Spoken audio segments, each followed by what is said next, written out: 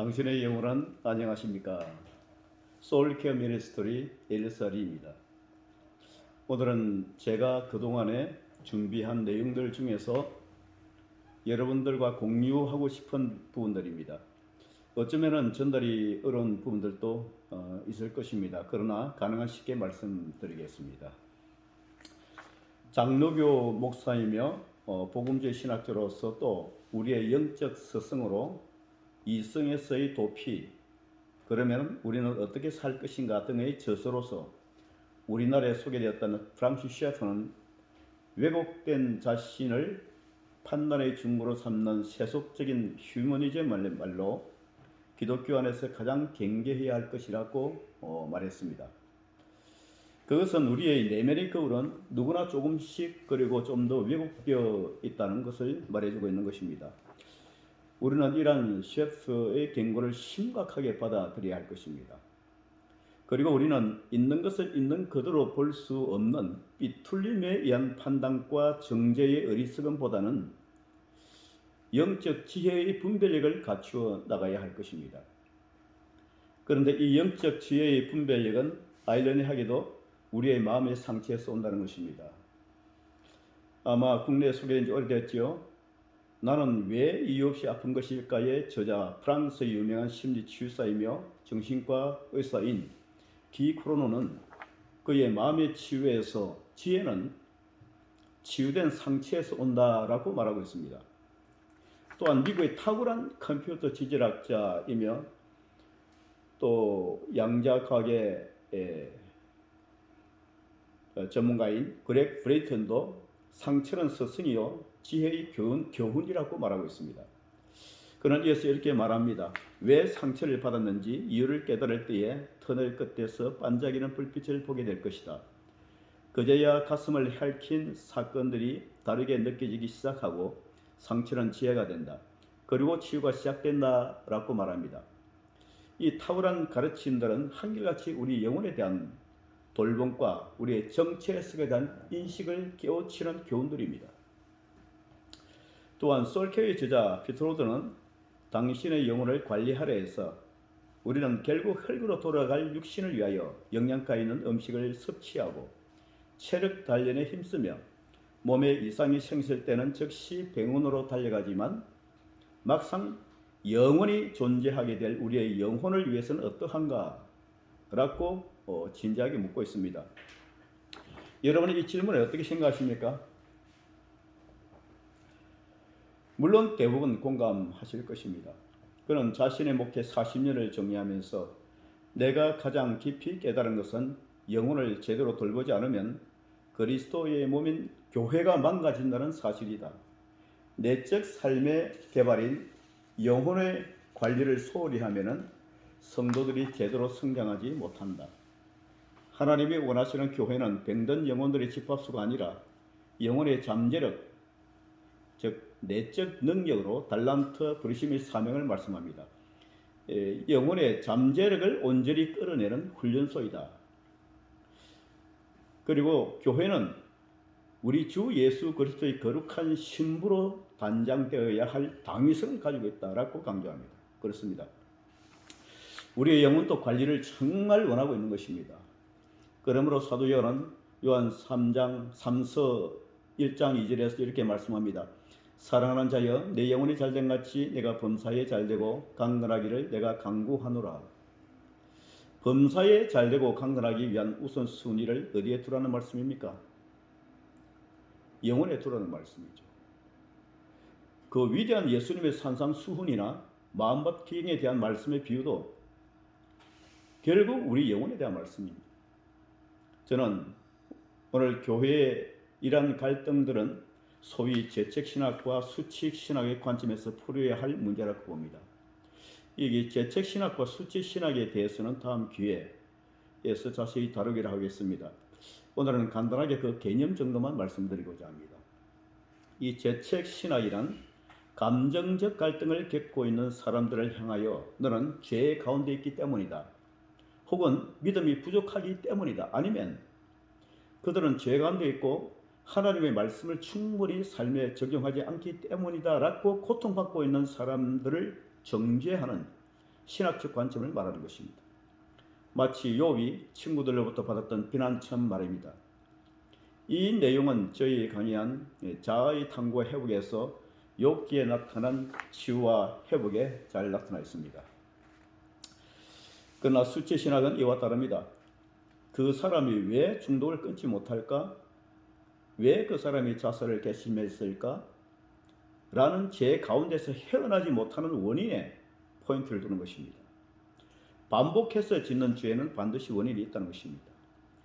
죄의 결과만 가지고 지적하거나 책망하는 죄책 신학으로는 그 영혼을 돌보면 한계가 있기 때문입니다. 죄인을 돕는 방법은 죄 발생의 근본 원인에서부터 출발해야 하기 때문입니다. 그것이 바로 수치 신학입니다. 그리고 이것이 진정한 영혼의 돌봄, 소울 케어이며 목양적 돌봄, 페스토럴 케어이기 때문입니다. 그러므로 저는 여기서 목회학에서 가장 중요하게 다루어야 할 영역을 목양학이라고 말씀드릴 수 있습니다. 교회 안에서 소외되고 고통하는 자들은 여전히 미해결된 감정들을 안고 교회를 향하여 욥처럼 오늘도 이렇게 말할지 모릅니다. 너희는 거짓말을 지어내는 자요 다 쓸데없는 의원이니라. 너희가 잠잠하고 잠잠하기를 원하노라. 이것이 너희의 지혜이니라. 자, 이 말씀이 욥기 13장 4절에서 5절에 나오는 말씀입니다. 교회에서 고통받는 자들을 크게 두 가지로 보면은 하나는 교회에 남아있으면서 적응법을 배우든지 아니면 자신의 영혼의 고통이 믿음으로 해결되지 않자 교회를 떠나는 것입니다. 우리 모두는 동료들에게 쓸데없는 의원이라는 욥의 말에 심각하게 도전을 받아야 할 것입니다. 사도 바로 로마서 8장 29절에서 이렇게 고백합니다. 그 아들의 형상을 본받게 하기 위하여 미리 정하셨다. 우리의 궁극적인 목적은 하나님의 형상의 회복에 있습니다. 여러분, 우리의 궁극적 목적은 지금의 연약한 현재 태에서 하나님의 형상의 회복이라는 목적태에 이르는 일입니다. 마지막 시대를 사는 우리들은 착한 일을 행하시는 이가 그리스도 예수의 날까지 이루시겠다. 이 약속의 말씀을 꼭 붙드시기를 바랍니다. 그 일을 위하여 하나님은 이 시대에 감추었던 새로운 지식들을 풀어놓고 계십니다. 새로운 것이 아니라 숨겨져 있던 지식들이 준비된 자들에게 드러내는 것입니다. 새로운 기름 부으심을 할 때마다 우리가 지혜의 문을 열어야 할 이유입니다. 이미 하나님이 빠진 이 땅의 문화는 멸망의 끝으로 달려가고 있지 않습니까? 세상 문화는 어떻게 하면 하나님으로부터 멀리 도망갈까? 소위 에릭 프롬의 자유로부터의 도피에서 우리는 이것을 봅니다. 이런 혼란의 시대에 하나님이 여시는 새로운 영역들, 즉 일반 은총의 영역들과 특별 은총의 영역 모두를 말하고 있습니다. 이 새로운 영역들은 말씀하시는 하나님의 창조 원리와 인류를 향한 비전들과 당면한 일들을 준비하기 위한 우리를 향하신 하나님의 배려임의 사랑이십니다. 때를 따라 돕는 하나님의 손길을 인식해야 합니다. 이러한 혼미의 시대를 바로 걷기 위해 안내수로서 또 길잡이로서 헨리 크라우드의 책을 하나 소개하겠습니다. 변화와 치유라는 책입니다. 아마 이 책의 핵심은 바운더리로서 아마 국내에 소개된 지 꽤 오래되었습니다. 그러므로 여러 가지 출판사와 제목으로 소개된 책들이기도 합니다. 다른 이름으로 향기 나는 인격 만들기로 순 출판사에서 출판된 줄로 제가 알고 있고, 변화와 치유라는 제목으로 홈 출판사에서 나온 적도 있습니다. 최근에는 마음 코칭으로 가니까 그리스도인을 위한 마음 코칭으로 이름을 바꾸어서 출판된 책이기도 합니다. 아무튼 헨리 크라우드의 명저 변화와 치유에서 그는 이렇게 말문을 엽니다. 매주 나는 주변에서 다양한 영적인 문제로 고통스러워하는 그리스도인들을 접하게 된다. 염려, 외로움, 정서적 불안, 이혼, 실패, 분노, 원망, 우울증, 각종 중독 등으로 그들은 여전히 고통하거나 고통 가운데 방치되고 있다. 교회는 이처럼 고통받고 있는 사람들을 어떻게 돕고 다뤄야 하는지에 대해 갈등하고 있다. 라고 탄식을 하는 것입니다. 그러면서 그런 우리가 직면해야 할 문제는 그리스도를 어떻게 닮아가야 하는가, 닮아가는가를 찾아내는 것. 그리스도를 어떻게 닮아가는가를 찾아내는 것이다 라고 말하고 있는 것입니다. 우리의 모든 문제의 답은 하나님의 형상을 나타내지 못함에 있다고 말합니다. 그러므로 변화와 치유에서 먼저 성장이라는 것에 포인트를 두고 제1부에서 성장에 필요한 세 가지를 소개합니다. 먼저 은혜란 우리가 노력해서 얻을 수 있는 것이 아니기 때문에 자격 없는 나에게 하나님께서 거저 주시는 호의, 그러므로 선물입니다. 사랑이 자격 없는 피조물을 향한 하나님의 인격적 성품이라면 은혜는 인간을 구원하시는 의무감으로부터 하나님의 자유하심을 말하는 것입니다. 헨리 크라우드는 은혜는 하나님의 형상으로서의 성장에 필요한 제1요소라고 합니다. 은혜는 에덴 동산에서 아담과 하나님 사이에 가졌던 관계입니다. 이러한 관계는 우리가 진정한 자기 자신, true self죠. true self, 이 진정한 자기 자신이 될 수 있을 때 가능한 일입니다. 그러나 우리가 은혜만을 강조하게 되면 방종으로 흐르기가 쉽다는 것입니다. 죄를 지어도 은혜라고만 한다면 거룩한 질서가 무너지게 됩니다. 그러므로 두 번째로 진리가 있어야 한다는 것입니다. 진리는 나에게 그 방향성을 제시해 주기 때문입니다. 할 수 있는 것과 할 수 없는 것이 무엇인지를 정확하게 가르쳐 주는 것이 진리입니다. 그러므로 진리는 하나님의 형상으로 성장하기 위한 두 번째 요소가 된다는 것입니다. 은혜가 하나님의 특성 가운데 관계적 특성이라면 진리는 구조적 특성을 말하는 것입니다. 진리는 생명이 붙어있게 하는 골조에 해당되는 것입니다. 그러므로 진리만 있으면 율법적이 되어 냉랭하거나 딱딱해지기 쉽다는 것입니다. 진리에는 은혜로부터 값없이 흘러나오는 용서, 양선, 소망, 사랑 같은 윤활유가 없기 때문입니다. 아담과 하와가 에덴 동산에 있었을 때에는 은혜와 진리는 한 하나님 안에 연합되어 있었던 것입니다. 그러나 그들이 죄를 짓자 하나님의 형상인 자유의지의 선택으로 그들은 하나님으로부터 분리되었던 것입니다.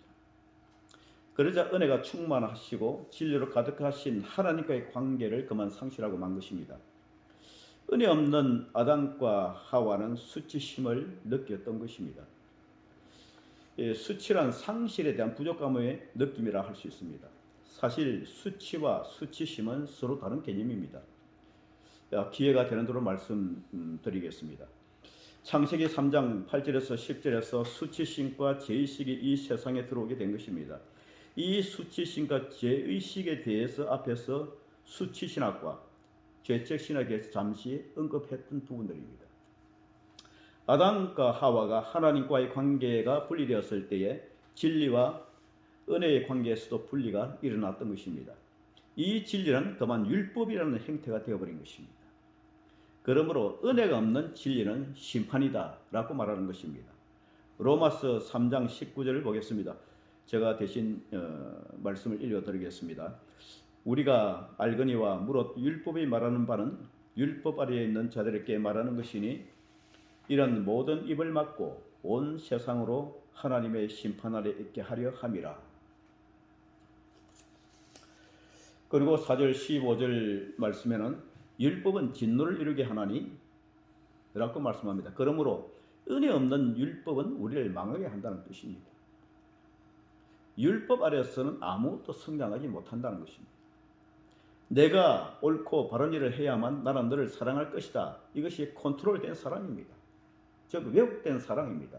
우리는 사랑을 말하고 있지만은 진실로 하나님께서 원하시는 사랑이 무엇인지를 아는 사람이 많지 않은 것 같습니다. 관계에서 은혜보다 율법을 먼저 취하게 되면은 관계에서 은혜보다 율법을 먼저 취하게 되면은 죄의식, 불안, 분노 그리고 다른 고통스러운 감정들을 갖게 됩니다. 관계가 조정의 관계가 되면은 장점뿐만 아니라 단점까지도 수용할 수가 없다는 것입니다. 부모가 자녀들에게 사랑이라고 준 것도 사실 알고 보면은 대부분 율법의 적용이었음을 깨닫게 되는 것입니다. 이러한 율법과 은혜의 관계를 모른다면은 대부분의 크리스천들은 은혜 없는 진리의 세월을 보내게 될 것입니다. 그러므로 은혜 없는 진리는 심판이라고 제자는 강하게 말하고 있는 것입니다. 그러나 진리 없는 은혜는 또한 방종이 되는 것입니다. 은혜 없는 진리는 심판이지만은 진리 없는 은혜는 방종이 된다 이 말입니다. 사도 바울은 갈라디아서 5장 13절에서 형제들아 너희가 자유를 위하여 부르심을 입었으나 그러나 그 자유로 육체의 기회를 삼지 말고 라고 말씀합니다. 그러면 우리가 어떻게 해야 하는가? 은혜와 진리가 함께 가야 된다는 것입니다. 은혜와 진리가 함께 할 때에 다른 말로 우리는 참자라는 단어를 씁니다. 참자. 이 진리와 합한 은혜는 참자입니다. 우리는 요한복음 8장 3절에서 11절까지의 이야기를 알 것입니다. 현장에서 가늠하다가 잡혀온 여인의 이야기입니다. 서기관과 바리새인들은 모세의 율법과 로마의 법망으로 피하지 못하게 하는 것입니다. 그러나 예수님은 이 여인에게 용서와 용납의 형태로 은혜를 베푸십니다. 예수님의 용납은 죄성을 가진 욕망과 그러한 행동을 한 그 여인에게서 참자를 불러내는 것입니다. 그것이 용납의 목적입니다. 그리고 미래의 삶에 대한 방향성을 제시하십니다. 다시는 죄짓지 말라. 용납과 방향성의 제시, 이 두 요소가 참자로 인간관계를 맺도록 하며 그것은 치유를 가져오는 유일한 방법입니다. 그런데도 우리는 죄인이기 때문에 그리스도께 나온 이후에 죄인이 아닌 것을 증명하려고 애쓰면서 나머지 인생을 보낸다는 것입니다. 이것은 나의 참자를 숨기는 것과 같습니다. 우리는 참자와 거짓자의 개념을 아셔야 합니다. 원래 자아란 정신분사의 개념인데 여기서 다 설명할 수는 없습니다. 그러므로 소울케어, 영혼의 돌봄 차원에서 간단히 말씀드리고자 합니다. 자아란 우리의 영혼을 설명하기 위한 영혼의 기본 단위 정도만 아시면 될 것입니다. 이 자아에는 참자아가 있고 거짓자아가 있습니다. 성경에서는 참자아를 속사람, 거짓자아를 겉사람이라고 말씀하신다고 보면 됩니다. 물론 이 개념은 인간의 에고 개념 속에 있는 원래의 나의 모습을 말하는 것입니다. 창조하실 때의 거짓이 없는 우리의 영혼의 모습을 셀프, 참자라고 한다면 타락 이후에 생긴 것이 에고입니다. 크게 볼 때는 거짓자라고 볼 수 있습니다. 그러므로 구스타프 칼 융은 내 속에 나가 셋이다고 말하는 것입니다. 우리가 잘 부르는 찬양, 내 속에 내가 너무 많아라는 가사처럼 내 속에 수없이 많은 나의 형상이 있지만은 이를 크게 세 가지로 정리해서 말하면은 구스타프 칼 융이 말한 세 가지입니다. 하나는 경험적인 나고, 두 번째는 선험적인 나, 세 번째는 사회적인 나라고 합니다. 다시 말씀드리면 하나는 경험적인 나, 두 번째는 선험적인 나, 세 번째는 사회적인 나라고 하는 것입니다. 이 경험적인 나가 에고이고 사회적인 나, 선험적인 나, 경험적인 에고가 있기 이전에 이 선험적인 나라는 것은 경험적인 나인 에고가 있기 이전에 있던 셀프로서의 나입니다. 다시 말씀드리겠습니다. 경험적인 나가 에고이고 선험적 나가 경험적인 나인 에고가 있기 이전에 있던 나로서 셀프를 말하는 것입니다. 그리고 사회적 나는 페르소나 가면을 쓴 나라고 말씀드릴 수가 있습니다. 여기서 잠시 우리는 거듭남, 복음 의견에 대해서 생각해 보아야 할 것입니다. 참자든 거짓자든 모두가 거듭난 이후에 있는 나이기 때문입니다. 경험적인 나인 에고가 삶의 고통 속에서 보니까 자기보다 먼저 있었던 하나님의 형상인 나라는 선한 존재, 셀프가 있었음을 발견하고 지금까지 내 영혼에서 왕노릇을 하던 거짓자를 내려놓고 그 자리에 참자인 셀프를 영접하는 것입니다. 자, 이것이 우리가 예수를 영접하여 거듭남의 경험을 한다고 말할 수 있는 말씀입니다. 이 셀프가 하나님의 형상이 된다는 것입니다. 사실 에우로스는 여태까지 왕노릇을 하다가 지금부터는 평범한 한 사람의 자리로 내려간다는 것은 뼈를 깎는 아픔입니다. 그러므로 영접이란 우리 속에 에고에 갇혀 있는, 이 에고라는 것은 앞에서 뭐라고 말씀드렸죠? 경험적 나, 에고에 갇혀져 있던 하나님의 형상인 참자를 구원, 자유케 하는 것이 영접입니다. 구원이라는 헬라어 원어에 보면은 소조, 소테레라는 단어를 쓰는데 자유, 치유, 해방이라는 단어가 같이 뜻이 의미가 같이 들어 있습니다. 이렇게 영접한 이후에 참자의 전행인 예수 그리스도를 바라보고 성령 안에서 자라는 사람은 참자로 사는 사람이고, 이 참자로 사는 사람은 성장을 하고 열매가 있죠. 여전히 자기 뜻대로 사는 사람은 거짓자 속에 있더라는 것입니다. 세월이 흐르지만은 열매가 없고 변질된 그리스도를 말하는 것입니다. 자라지 않는 사람은 여전히 자기의 죄성인 거짓자로 신앙생활을 하는 사람입니다. 그러므로 치유란 거짓자를 참자로 전환시킨다라고 말할 수 있는 것입니다. 제가 말씀드렸습니다. 그렇지만은 그래도 좀 이해가 어려울 수가 있습니다. 이 부분을 앞으로 계속해서 조금씩 말씀을 드려서 이해를 돕고자 합니다. 다음 시간에는 우리가 성장하기 위한 헨리 크라우드의 세 가지 조건 중에서 은혜와 진리와 시간이라는 것이 있는데, 시간의 개념에 대해서 말씀을 드리겠습니다. 오늘은 여기까지 하겠습니다. God bless you. 감사합니다.